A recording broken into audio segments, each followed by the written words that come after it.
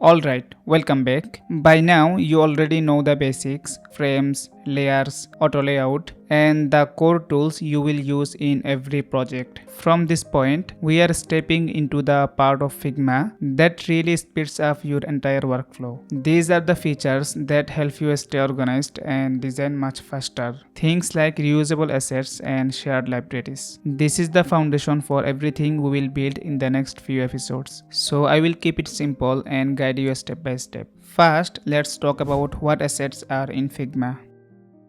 On the left side, you will see two tabs. You have been using the Layers tab until now. Right next to it, you will find the Asset tab. Think of the Assets tab as your collection drawer. Anything you want to reuse later like icons, buttons, navigation bars or logos will eventually live here. With the new Figma interface, the Assets panel has a simple layout. At the top, there is a search bar. Right below it, you will see a message that says no libraries here yet. And under that, you will see a list of built-in UI kits like iOS, Material 3, macOS, watchOS, and visionOS. These UI kits are just pre-made design systems from Apple, Google, and others. We are not using them in this series, but it's helpful to know they exist. For now, your own assets panel will look empty because we have not created any reusable elements yet. But from the next episode onward, this drawer will start filling up with components and variants as we build them together.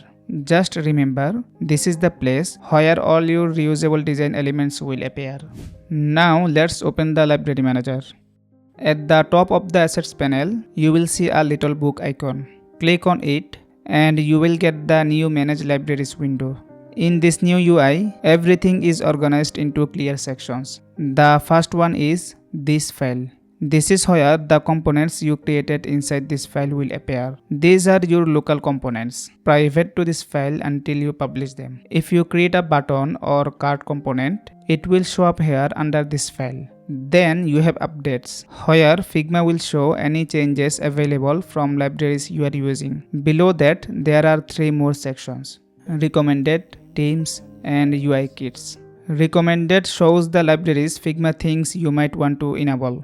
Themes show theme libraries you have access to. UI Kits is where all the famous design systems live, like Material 3, iOS, macOS, visionOS, and so on.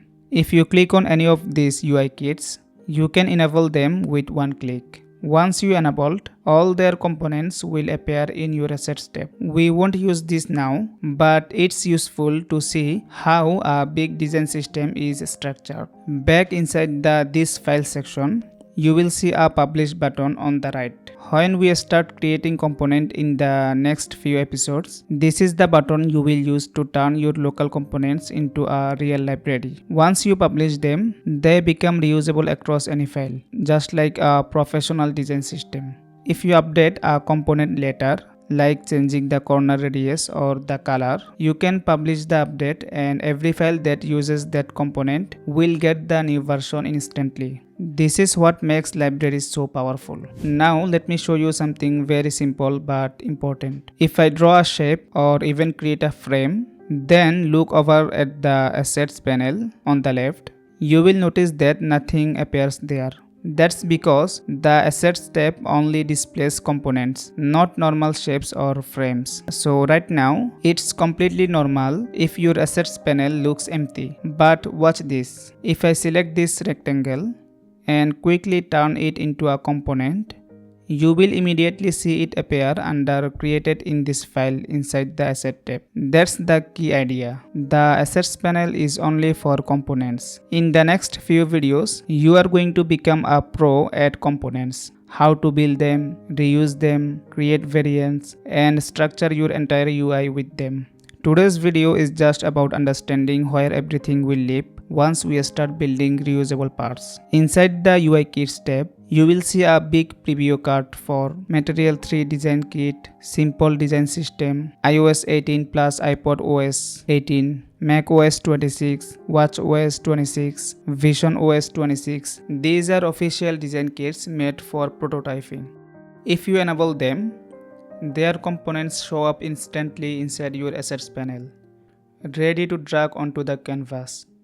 We are not going to use them in this series because the goal here is to build your own design system from scratch. But it's useful to know where they live. And that's it for this one. Short, simple, and exactly what you need before we start building components. In the next video, we will finally create your first component and understand how components versus instances work. This is where your speed, consistency, and professional workflow truly begin. If you are enjoying this series, stay with me. Make sure to like, subscribe, and leave a random comment to support the channel. Thanks for watching and see you in the next one.